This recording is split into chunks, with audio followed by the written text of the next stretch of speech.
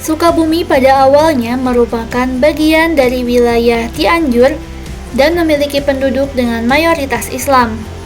Hanya saja, Sukabumi sendiri baru berkembang sebagai pemukiman pada abad 19.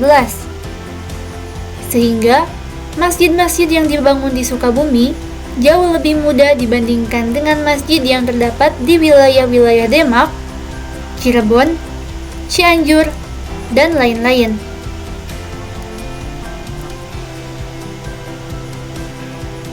Masjid tertua yang berada di kota Sukabumi adalah Masjid Agung Kota Sukabumi. Masjid ini memiliki arsitektur yang sederhana sama seperti bangunan-bangunan masjid yang berdiri pada masa itu. Masjid Agung adalah tempat aktivitas sholat berjamaah, belajar mengaji, dan berinteraksi sosial masyarakat seperti peringatan Maulid Nabi Muhammad SAW, Isra Mi'raj, sholat Id, dan tempat melangsungkan akad nikah. Masjid Agung Sukabumi secara administratif berada dalam wilayah Kampung Kaum, RW 04, Kelurahan Gunung Parang, Kecamatan Cikole, Kota Sukabumi, Provinsi Jawa Barat. Bangunan masjid yang dibangun di atas tanah seluas 3.779 meter persegi ini terletak di antara alun-alun Kota Sukabumi dengan pendopo Kabupaten Sukabumi. Hingga tahun 2013, tercatat Masjid Agung Sukabumi sudah mengalami pemugaran sebanyak 6 kali. Pada awalnya, Masjid Agung Kota Sukabumi bernama Masjid Jami Sukabumi. Namun oleh masyarakat lebih dikenal dengan nama Masjid Kaum. Masjid Jami Sukabumi sudah berdiri pada akhir abad ke-19. Bangunan masjid didirikan di atas tanah wakaf dari Patih Sukabumi, yaitu Tumenggung Raden Surjanata Brata.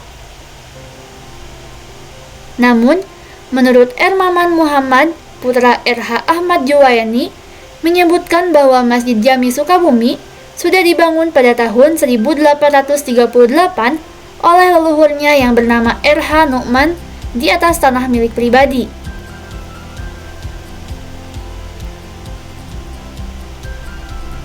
Arsitektur Masjid Agung Sukabumi saat ini tidak hanya terkesan megah, namun syarat akan budaya lokal yang sengaja disisipkan dalam arsitektur bangunan masjid. Atap masjid berbentuk kubah dengan gaya Mesopotamia atau kubah Tuluni dari Mesir, yang juga tipikal dengan gaya kubah hijau yang menjadi ikon Masjid Nabawi. Serta merujuk pada kubah hijau Masjid Qudus Al-Aqsa yang berada di Palestina yang merupakan kiblat pertama umat Islam.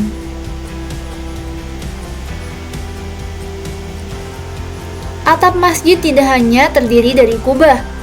Hal tersebut karena adanya atap penyangga yang menghubungkan bangunan dengan kubah.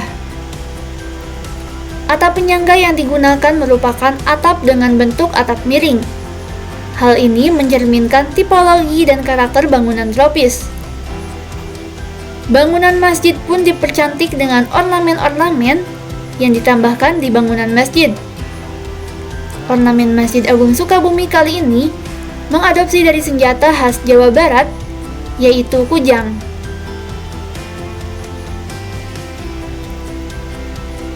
Kujang digunakan sebagai ornamen bukan karena alasan.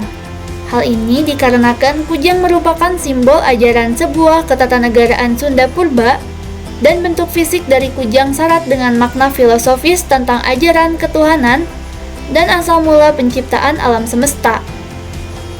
Bentuk kujang pun diterapkan dalam desain daun pintu Masjid Agung Kota Sukabumi.